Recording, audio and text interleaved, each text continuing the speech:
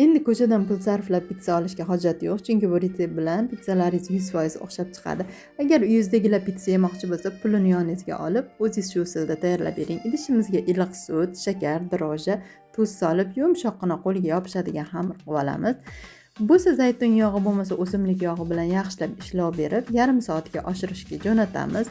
Yarim soat oshib chiqqan xamirimizni olib, yana bir marta mushlab, uni ham yarim soatga dam oldirishga yuboramiz. Xamirimiz havolarga to'yinib, haqiqiy italyanskiy pitsa ko'rinishida chiqadi.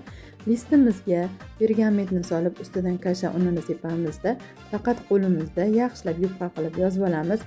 O'zingiz xohlagan ketchupdan foydalanib, yaxshi eriydigan sirdan ko'pgina qilib sepamiz.